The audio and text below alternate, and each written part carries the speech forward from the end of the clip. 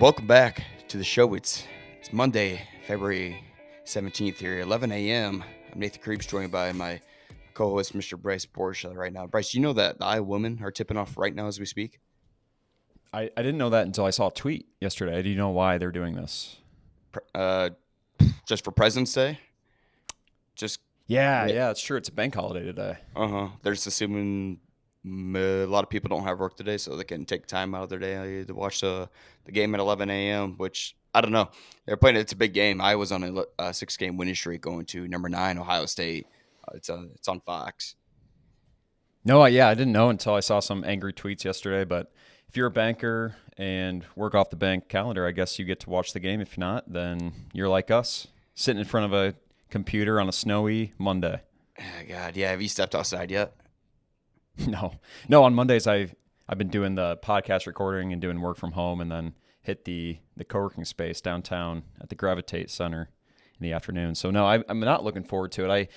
I actually have the turtleneck on today and basically some snow pants, even indoors. I just looking outside makes me extra cold, so I layered up. Yeah, you might want to stay home for the next 3 days, it looks like. Mm-hmm.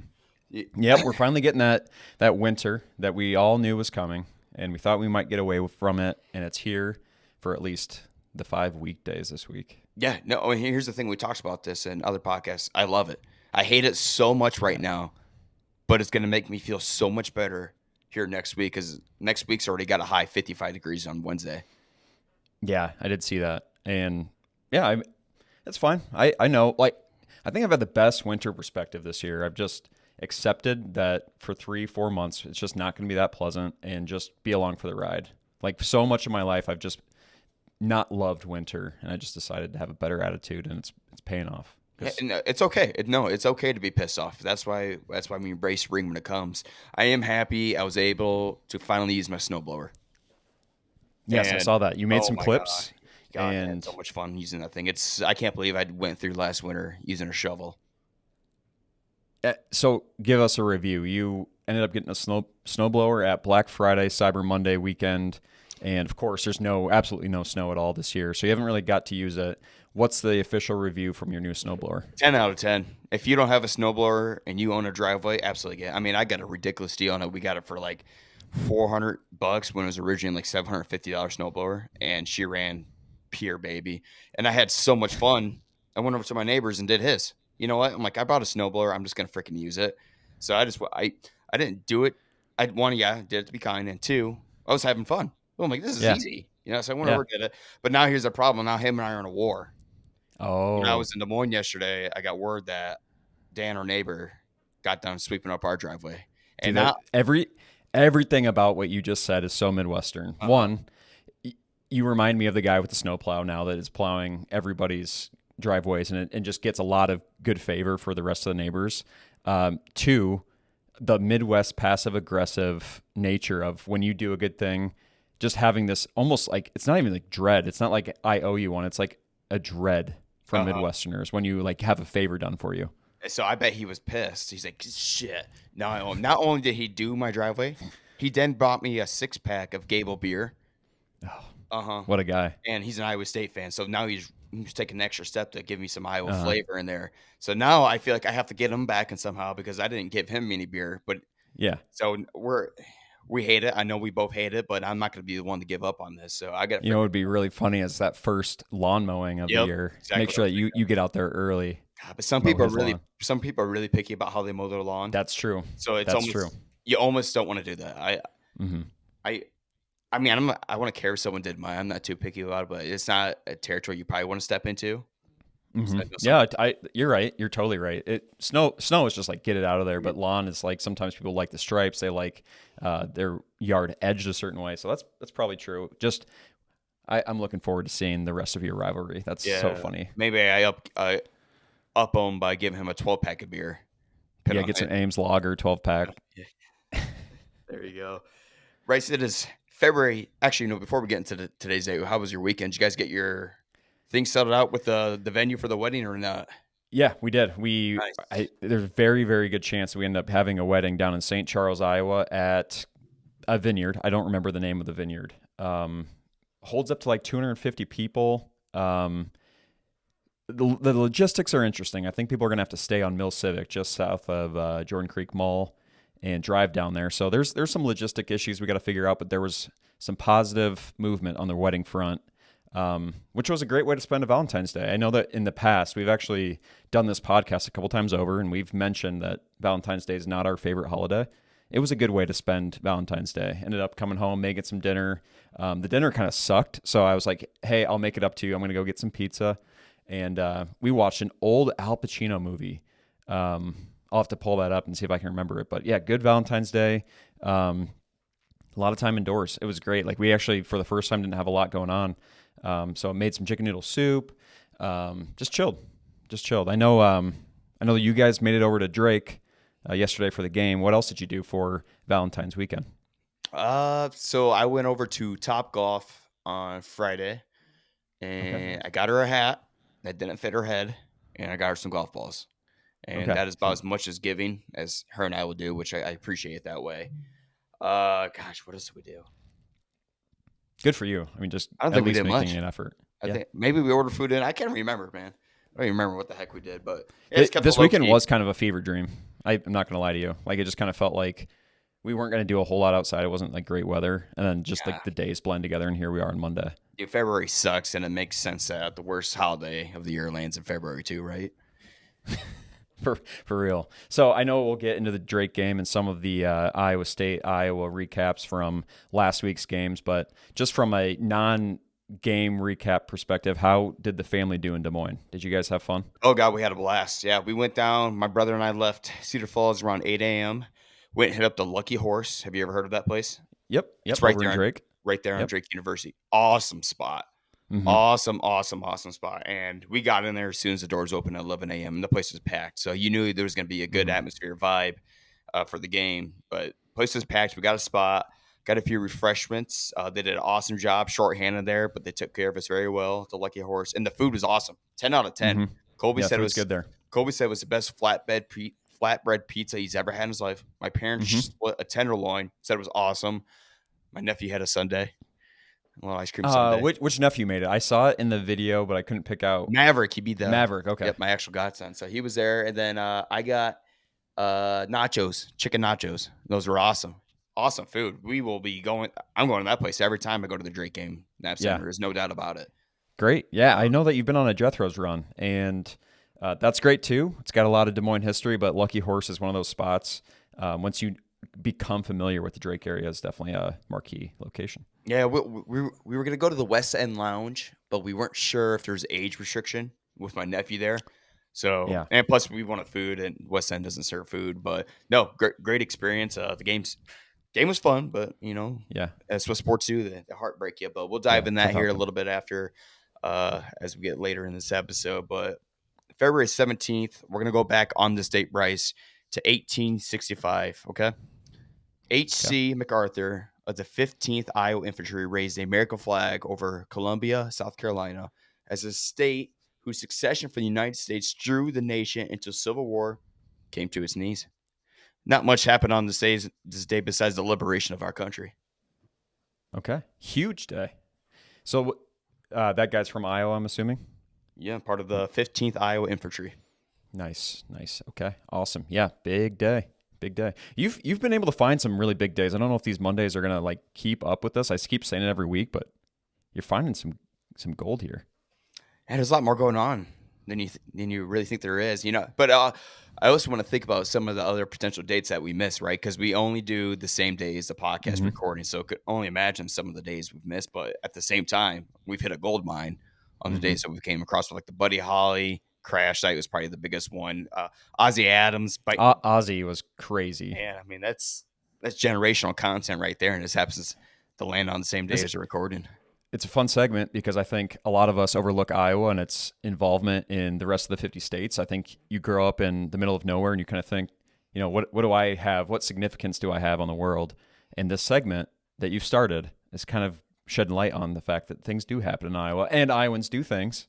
So it's cool. Yeah, people are going to look back in 50 years from now and say, hey, on February 17th, 2025, Nathan Creeps and Bryce Borchler recorded a podcast in the state Yes. of Iowa Mm-hmm. that Mm-hmm. came out with 200 views on YouTube. Yeah, and quick shout out to anyone that's watching this and the Yeah. increased amount of people watching it. Like, thank you for spending a minute letting us shoot the shit and just diving into our lives. Like, I was talking to my mom about this, and she was like, "What's the purpose of it?" I'm like, like I don't know. No. I have no idea. It's fun to do. It's fun to like kind of like have a couple guys that have a little history in the Iowa Chill world and look under the hood, just see what we're thinking about. Yeah, I mean, we really do this just to have fun with it, right? And I use it as a therapy session to talk about sports, but it's a good way to kick off a week. There's no doubt Yeah. about it. Kind of recap what's going on in the state and really just doing what we can to put a spotlight in Iowa. But by no means are we professional recorders or podcasters, like journalists or anything like the Admires, the Keith Murphys, anything like them. I love what they do. Those guys are great work. We really just do this to have fun and catch up with each other. But we've had some great traction here in our channel. So thank you guys for Yeah, tuning in. Shout out to y'all. We appreciate it. for sure. Yeah. No, and quickly, I'm learning so many different things while we're doing this. Like, one, that I have a ton of respect for any journalist because as soon as your opinion's out there, it is subject to scrutiny. And we learned that the hard way in a couple different ways. And it makes you think a little bit more. It makes you like, do you really believe what you're saying or are you just willing to say stuff? And it's been a fun journey learning some different things about the media world. Yeah, yeah. And I most important part is try to be myself on this thing. I'm going to say some dumb crap that's going to get scrutinized, like you said. There's no doubt about it. But hey, that's Kind of authentic part of it. content right there. Mm-hmm. So, but let's on this date here, Bryce. Our one last segment. I forgot to do this last week, but I'd like to look at a little bit of the weather history. Okay. The highest temperature. This is for Waterloo area. The highest temperature is 69 degrees. Nice. Back in 2017, so 8 years ago. The lowest temperature is minus 18 back in 2021. So both of those record highs and record lows were within the last decade here in Waterloo. The most precipitation is 0.79 inches back in 2008. God, that might have been right before the big floods, the 2008 floods that Mm-hmm. took place in Cedar Rapids. I think that maybe it was in March or April. I can't remember. I would assume You it's said the record springtime is 0.79. for 2008. Yeah, for on this day Crazy. Oh, for okay. rain Okay. for rain, but for Okay. most snow, 7.6 inches. Okay. I was going to say, man, middle of February with 0.79. That doesn't seem like very much. We are no weathermen, Bryce. And again, as we said, we are no journalists, uh, living history anchors that sit on the local stations here in Iowa. And that brings us right to our next sad news about Iowa news. The legend himself, Ron Steele, is leaving KWWL after more than 50 years. I mean, Ron Steele is news. The news is Ron Steele. I don't know Mm. how I can open up my KWWL channel here and just not see his face or hear his voice. Yeah. Yeah. My time at UNI from 14 to 18, and then a couple of years after, spent some time with Ron Steele, and he Did was you? a pleasure. I did. Yep. What? Yep. Little morning with Ron, and no, What do no, you no, mean? no working Oh, capacity. No, so you're just hanging via out with this the guy. like Tell no, me like more, my everybody man. else, Okay, all right. just Yeah. like everybody else on the TV, just getting delivered all the right info, and he's one of those guys that just feels like kind of a pillar of the industry. Yeah, so I don't know if he was retiring or they came to agreement like, hey man, maybe we're forcing you to retire. You've done so much for us. Go enjoy your Mhm. life. Okay. So Right. I don't know what Mr. Steele is gonna do. What is? What do you do after you're a weatherman? I think that doesn't leave you. I think about it like Tom Brady. Like football is always going to be a part of that guy's life. Is that the same for news anchors, weathermen? Might be a whole new podcast coming out. Yeah. Shoot, you mentioned having Peggy Whitson on, the Hall of Fame astronaut. Ron Steele would be fun. Just some of those Iowa legends. I mean, that is absolute loyalty and dedication that fits the culture of Iowa very well. So congratulations, Steele, on a remarkable half a century career at KWW. That's actually astonishing. Yep, that's cool. Other big news here in Cedar Falls, AJ Green retires his number at Cedar Falls High School. A lot of people don't know. I'm one of the biggest AJ Green fans. I went and saw him. My first time I ever watched him play, we went with Will Thompson and our freshman year to go watch Cresco come to town and take on Cedar Falls High School. That that would have been AJ Green's freshman year, and this guy was playing. He was tiny. I remember Tristan Boers, the leaper from Cresco, had a big dunk on him. Mm-hmm. And then as his time progressed, and AJ Green eventually led Cedar Falls to a state championship, and he was becoming my most favorite players to watch in the state of Iowa. And watching him 1 year bulk up freshman year at UNI, I'm like, dude, this guy's gonna be an NBA player. I don't care what you tell me. I don't care if he's a mid-major guard. Oh yeah. This dude's an NBA player. And I received a lot of flack for that. There's a good friend of mine, Sam, has been dogging on me for the last 7 years. Like, there's no way this guy's making it. And we have this group chat where it's strictly my brother, who's a believer in AJ Green, and Sam defending AJ Green's play. And I'm like, dude, this guy's gonna be an NBA player. And finally, after this year, he's already been in the NBA for a couple of years. Yeah, He's becoming a primary role as a shooter. Right, he's I think averaging about 7 points a game. We finally got Sam to admit, saying, Nate, I was wrong. And not only did he just admit it, but Bryce, I went and printed out the conversation and I made a canvas. What do you call it? Canvas or something like this? Yeah. Yes. So here's our conversation. It's a whole Twitter DM thing going up there. I'm sending all these stats for the last 7 years. You can look into it, and here it is. Nate, unreal. I was wrong. Yep. So satisfying. Yeah, it's an interesting hill to die on if you're Sam. But maybe we're biased because we got to watch him a little bit at UNI and just a little bit closer view of who he was becoming. I watched some not very good UNI teams get carried by this guy, and I definitely had a lot of hope. I mean, it's never a guarantee when you're playing at the highest level, but I did think that he was going to have a decent career, and now he's up to like 25 minutes a game. So really, really cool. And maybe my favorite part, his new nickname, Derry Bird. Really? Mm-hmm. Oh, man. That's catching on like wildfire, and I really like it. So you got Garza with maybe a couple weeks ago putting up 12 points in 12 minutes, and Derry Bird just doing his role. Like, he's not one of those guys that's going to need to shine on that team with Lillard and Giannis, but he's playing his role well. And good for. We actually had a couple Cedar Falls kids that were working with us last fall on a little project, and one of them, Kai, is coming to play football. And he was at that game during the retirement and got some photos. So I think we got a little commemoration AJ Green post going up pretty soon. Yeah, awesome. Well, again, congratulations to AJ Green. Absolutely one of my favorite players to ever come out of the state of Iowa. I don't know if you saw this, but the Madrid Tigers player Samantha Springer hits a 3-quarter shot to beat Orient. I have no idea how I'm going to get cooked for that. Maxburg, 41-38 in the playoffs. Bryce, do you know what the big deal about this shot is? Nope, I didn't see the shot, and I don't know the history. Orient, Maxburg, one of the two, I don't know. It was a final game in school history for basketball program for the women, at least. And it ends on getting beat by a 3-quarter shot in the playoffs. Oh, that's brutal. We ranked some Iowa movies a couple weeks ago, the last season, about the what is now, God, what school is that? Over kind of by Cedar Rapids, but this is like the Benton reverse. Community. Benton, yep. And Benton and Norway, Iowa ended up going out on top, I believe, in that movie. If they made a movie about these guys, they wouldn't, I guess. No. Sad. I mean, I've never seen an ending like that, so that sucks. It's brutal. But shout to Samantha Springer. That was a dagger. Orient shot the ball that got blocked, I believe, and she just grabbed it with like 2-3 seconds and just launched it.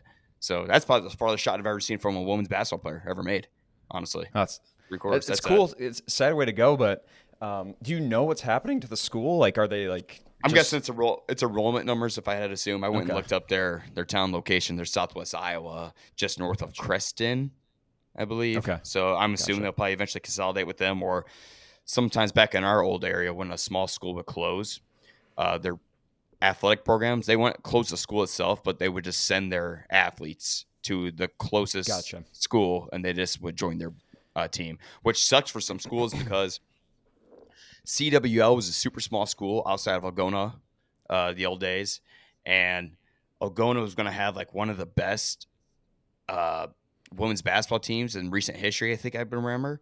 But they got like one player from CWL to come to their women's team, and since you get that one player, you have to include the entire enrollment from that school. So it moved them up from 4A to 5A, and then not only did that girl join, she ended up quitting the team, so she didn't even play. But you had it. Yeah, and you had that 5A schedule. So you move it. That's just a dramatic difference there in the state of Iowa because women's basketball goes up to 5A, and so they went from 4A to 5A. And Algona's not a 5A enrollment school, so that it's a weird situation like that. So we'll see what happens. I don't know if they're going Gotcha. to So consolidate or probably not. something similar. Athletes go to Mhm. a different school, but hey, cool shot though. That's pretty dope. That's a fun way to move on. At least someone's sports story. I mean, for Samantha, at least, was good. It was just a rough weekend for my sports team here in the state of Iowa. Drake Yeah. Falls to Bradley, 61-59. Man, I just want to give credit to the Nap Center and all the Drake fans for showing up. Like I said, the second I stepped into the Lucky Horse, you knew this was going to be a big time game, fun atmosphere. We got to the game about 40 minutes early, and people were flooding in. I'm like, damn, there's this many people here 40 minutes early. So the place was about 90, I would say about 93% capacity. But that's a little smaller type of arena gets incredibly loud Mm-hmm. with those numbers. So, uh, in most part, you got to tip your hat to Bradley. Yeah. They they did what they could to prevent from the Drake crowd to really get into it. I feel like Drake was always one or two plays away from really getting that crowd Busting it open. extremely Mm-hmm. loud. So Bradley would come down and hit some ridiculous shot, or they get that one big stop. It was just Bradley's game. There's no doubt about it, and it came down to the wire. It was. We mentioned at the top of the show that you made it with your family, and I'm glad to hear that the atmosphere was awesome. And that's what I noticed from the TV. I was able to finally catch a game. They had it on ESPN2, and it just felt like there were so many moments where they could finally like stretch the lead to 5, 6, 7 points, and then the Duke. Is it Duke Dennis from Duke Bradley? Just Dean. Duke Dean. Duke Yeah. Dean would find a way to hit a three, or somebody would have a quick wide open bat. I was like, it was pretty frustrating because I really thought this was I put my money on Drake. I thought this was a 6 to 10 point victory, and obviously they fall a little short. But credit to Bradley, as you said. Two things that I'm going to bring up: one for Iowa State's game, which we'll get to, and one for this game. And you tell me if I'm somewhere in the ballpark here. I think if there's a way to beat Drake, it's keep Bennett Sturts at bay, and what that might look like is an athletic guard and maybe Uh, face guarding. Bennett's been so efficient the last couple weeks and almost the entire season, right? And you can tell from right the get go, they were face guarding Bennett Sturts. They're making him feel as uncomfortable as they possibly could. And Mm-hmm. we live the basketball life. You just have one of those games. So tip of the hat to Bennett Sturts for being as efficient as he has all season. I mean, he still put up 8 points, 6 boards, 4 assists. That's a bad game for Bennett Sturts, but all around he's contributing, right? Mm-hmm. And obviously he was limited on the points, and Drake struggled a little bit from the free throw line. Again, that's kind of been the story all year long. Knock a couple more of those free throws, extend the lead as much as you possibly can. You feel a little bit better about that game down towards the stretch. But again, Drake falls short on the offensive end. There's no doubt about it. But you tip your hat to Bradley for making the big plays. They won an 18-1 run, I believe. Drake fought the way back in and cut the game to like a 1 point game right before halftime. But they have so much talent on this Bradley team. Mm-hmm. I would say they're more talented than Drake with the size, athleticism, some of their straight up just ball players. Mm-hmm. Brian Wardle has been a fantastic coach over there at Bradley for the last decade. And man, you underestimate how big these dudes are. I went and talked to Admar about 20 minutes before tip off down on the court. And when you're down on the court, you're same level as these players, and you look at them like, holy shit. I mean, they Yeah. got a 7'2" dude from like Serbia or something like that. Hannah guy that had the game winning dunks by like 6'9". I mean, they're a lengthy bunch of dudes over there. Bradley's going to be I can see this coming on right down to again to the Missouri Valley Conference Championship, and Bradley's had that target for Drake beating them the last 3-4 times, so they were really needing that one. And Wardle tweeted out after the game saying, my wife locked me out after last time we played Drake, so I was able to get back let into the house today. So Yeah. Well, that's good for him. Yeah, I definitely saw that. Like second chance points, athleticism. Obviously mentioned that. Yeah, they were able to face guard Bennett, and it's not going to stop a player like that, but it's definitely going to make him uncomfortable and shake up the rhythm. And that's definitely a tough team in the MVC tournament coming up. yeah, Drake's had God, they're like 91-10 in their home games in that Mm-hmm. stretch, which is unbelievable. But I almost feel like Drake plays better on the road. I feel like that's a little bit more loose, a little bit more free flowing. I could be wrong. Someone's going to come on and hit Yeah. me with some stats, but that's just from my perspective. That's what I noticed. But nevertheless, Drake moves to 23-3. Massive 2-game stretch coming up here. You get the UIC avenge game, avenge your loss, and you can avenge both your losses this year to Murray State and UIC, and then a massive game at UNI Sunday. Arguably could be for the Missouri Valley Conference Championship regular season. And you're coming up for this game? That's the plan. I got to coordinate with Scotty B and make sure that he's still down. That's what I would like to do. I'd like to at least catch one more. And like you said, I've never actually seen them on the road, and maybe I can see firsthand how they perform. Maybe it is a little bit more loose. And yes, that is the goal, is to get up to the McLeod Center. Man, One, because we graduated from UNI, and I love the McLeod Center. But two, this Drake team is special.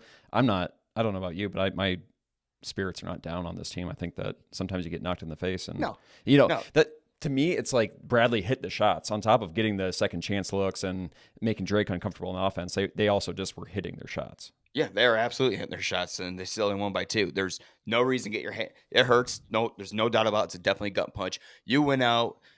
You make it to the Missouri Conference Championship. You lose. I still think you're an at-large. Hell, I think so too. I think there's a chance that you get 2 Valley teams in there now. Like I think the Valley's looking great. Bradley's not a bad loss. People are like, No. that's about. Yeah, just because you're the mid-major, it sucks anytime you lose. There's no doubt about it. But that is a talented team. You just hate to see it, obviously. But you're fine. You win out, regain some momentum, use it as a good loss to get your shit together.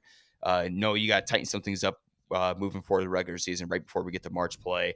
And I was telling Admire, this is a great opportunity. You have 2 massive games to move on quickly from this, right? UNI is going to be incredibly tough. The way I've seen them play at home, and the way how quickly they move the ball efficiently, how well they shoot the ball, they're a scary team. Yeah. We're going to move on to Iowa here, but quickly, did you see that UNI's game last night got canceled or postponed?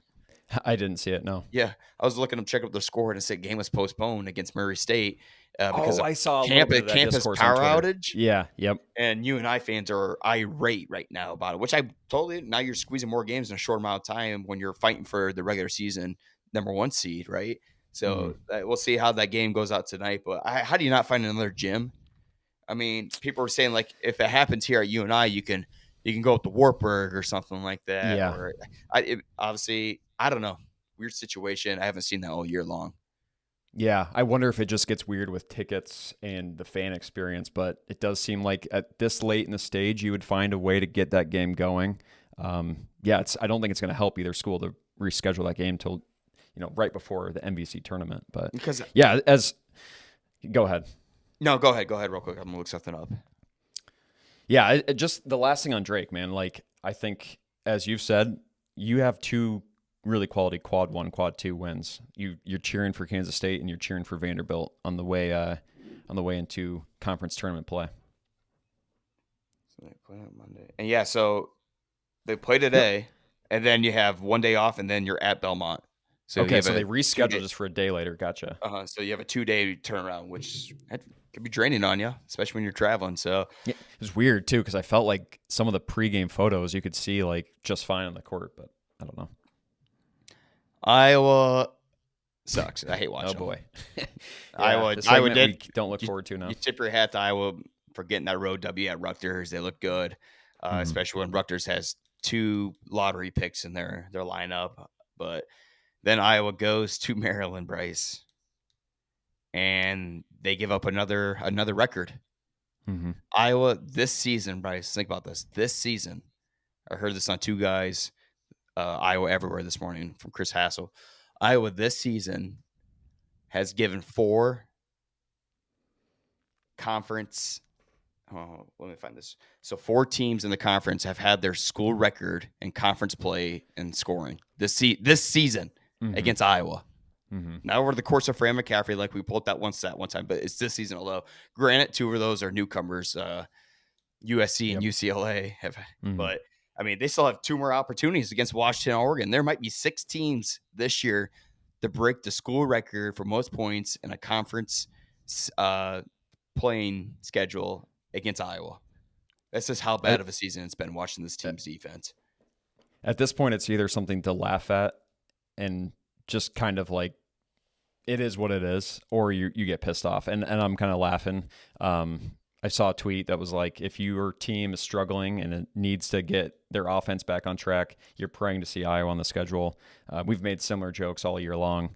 And it's sad. Like, I see Fran McCaffrey after that Rutgers win, and he gets emotional because he's like, this program means a lot. He's given this program a lot. He rebounded the program in a lot of ways. And it's sad to see a guy that cares that much, really kind of just lose the team like this. It's just it's hard to watch.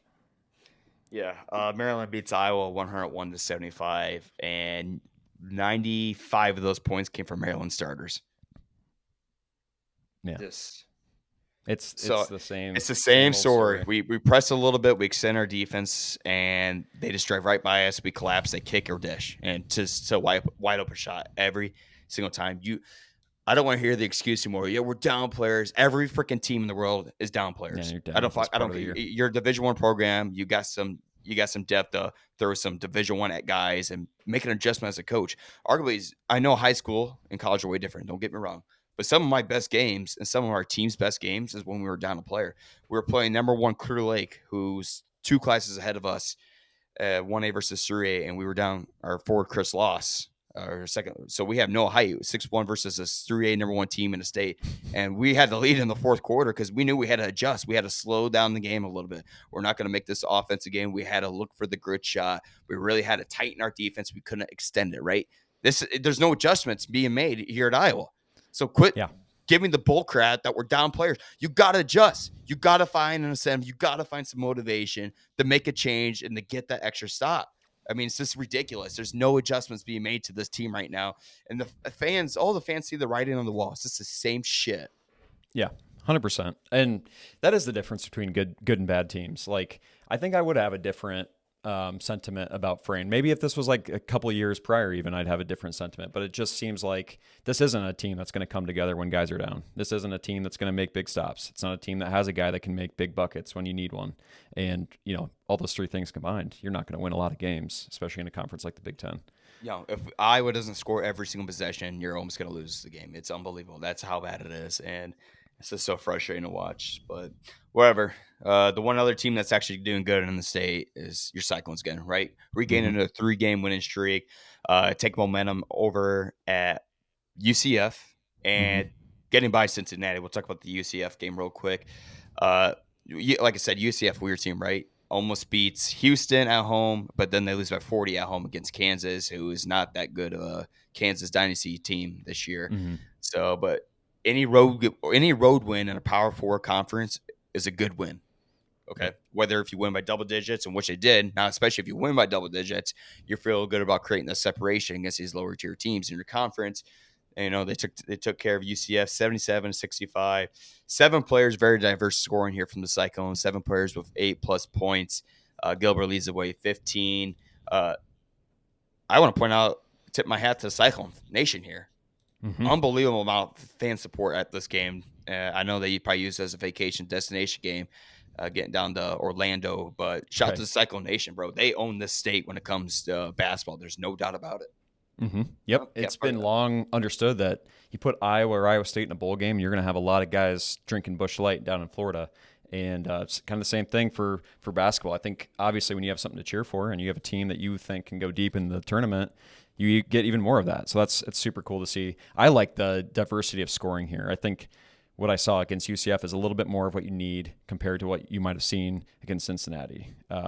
Come tournament time, I don't know. Like, you'll see Kemba Walker or Steph Curry, some of those guys carry their teams with 30-plus points, and occasionally that works out well. I think that you want a diverse team where maybe your lead scorer is like at 15, and a lot of guys are over 7-10. Momcilovic has been huge. You see the team get their swagger back since his return from the hand injury, and I don't know. I'm seeing good things. Anything else you want to say about UCF? Nope. We can go right to the Cincinnati game. I don't know if you had a chance to watch that game, but I did. That was a weird game, right? Cincinnati yeah. had the lead with maybe 14 minutes ago. I can't remember the exact time. Which Iowa State's kind of struggled with all season in the first half, right? These teams kind of coming in, doing their thing. Also, like, you look away for 5-4 minutes, and Iowa State's up, 13, 15 points, and then they slowly extend that throughout the game. But now we're seeing teams hanging around a little bit longer. Iowa State needs to clean up on the turnover end with 18 turnovers. These aren't forced turnovers either, right? These are just kind of careless Sloppy turnovers. Yeah, Jefferson a little loose with the ball on the perimeter, driving and throwing one-handed passes across to the guy in the corner. It's like some of it's unnecessary, some of it's style points. I'm not exactly sure. You're totally right. Clean that shit up because it's not going to play late in the season. And Nate, I think the big thing you mentioned is that they keep going down big. Like, I don't think that that's a recipe for long-term success either. I don't really know what it is. We touched on it earlier in the year and got flamed for it, but truly, it's like, why do you go on these scoring droughts? Why do you start throwing the ball to the team? Like, who are these guys that are going to step in? You've got Lipsy making big plays, turnovers, and starting some of those fast break points. But what I'm seeing in the half court is a lot of ISO and a lot of moments where you're pretty much relying on one guy to create everything for you. And like, to me, that's probably where a lot of the droughts come from. Not sure how that plays later in the season. Yeah, trying to look at it from a positive perspective here for Iowa State is, yeah, you come out of that 3-game losing streak, right? Yeah, right. The first thing on your mind is this win, right? Win, Mm-hmm. and we'll kind of figure some shit. Find a way to win. You know, they found a way to win 3 games. Okay, Mm-hmm. there, you got your momentum back. Sometimes when we see your momentum come back, you see the swagger come back, you see the structure of the team stabilizes itself, and hopefully you do that right here before hitting the March. I mean, this is crunch time basketball. This is where you gain your momentum. You find out what works well, and you use that swagger right as much Mm-hmm. as you possibly can to really insert your dominance, because they have a very well solid built team with post presence, guard play, and Milan at the 3-point position there with the small forward. So keep an eye on, man. I mean, like you Yeah, said, don't get me wrong. Like, there's a old, lot of positives. yeah, old Power Force programs are dealing with the same shit, kind of, right? Yeah, it's a Mm-hmm. deep schedule. All these teams are talented. Just find a way to win and just feel as good as you possibly can before hitting post tournament play. Totally. Yep. Right. All right, I'm super excited about this segment today, Bryce. We're gonna be ranking our top 5 here. Let me get my list real quick. Our top 5 snow day activities growing up in Iowa. You know, I'm Mm-hmm. excited about this because it's nostalgic. It brings me back some of the best times of my life as a kid. There's no doubt about it. We finally just had some snow days for the young suckers here last week. So now's a good time to address this before we move into sunshine and some rainy seasons. Agreed. Yeah, late in the year, we finally got our snow and some snow days. I was talking to some checkout guys at Hy-Vee who were pretty pumped up that the superintendent had called the snow day early last week and that they were going to be able to maximize their snow day, which is what this segment is all about.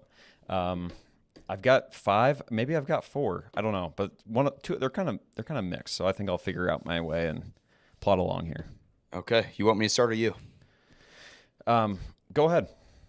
My number 5, Bryce, is just hearing the buzz about a storm and even the possibility of a school day not happening. Yeah. That gets everything in motion, right?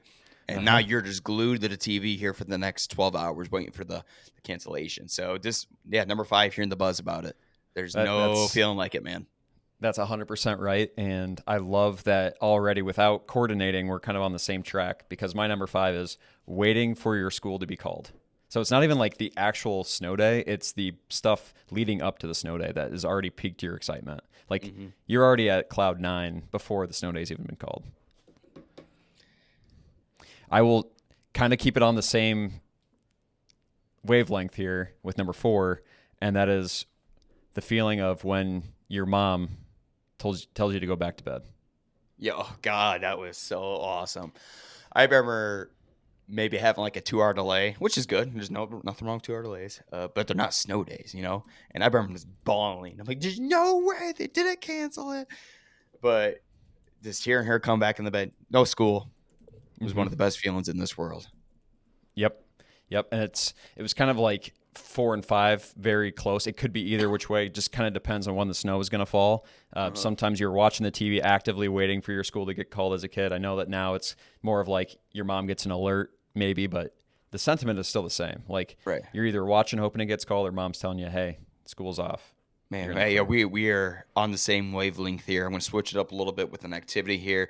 My number 4, Bryce, is we would go to the YMCA and hang out all day. If you were at Yep. the Y younger, you were alone at your house doing nothing. Man, we go to the Yep. Y and ball and do all sorts of shenanigans until our parents got off work. The hardest part was finding a ride to get to the YMCA. Hey, you call up your parents, you know the house numbers. Hey, is your mom available today? Come get me. You know, trying to plug your logistics because I live on the complete opposite side of the Y. Right. So it was really hard to get there. Thankfully, my mom did her best to come get me at lunchtime and bring me there and pick me up after. But sometimes shout out to the friends' moms from making the journey across town to come get you to bring you to the YMCA and hang out with the boys. Love it. Love it. It's iconic. I didn't really know. To me, a lot of these are kind of like they could be one, they could be five. Like I Uh-huh. think, either which way, part of that experience though has to be the shenanigans you get into at your local gym. Are you falling back, or is Yep, it my yep. turn? I'm gonna fall back with number 3 here, and just playing in the snowstorm, right?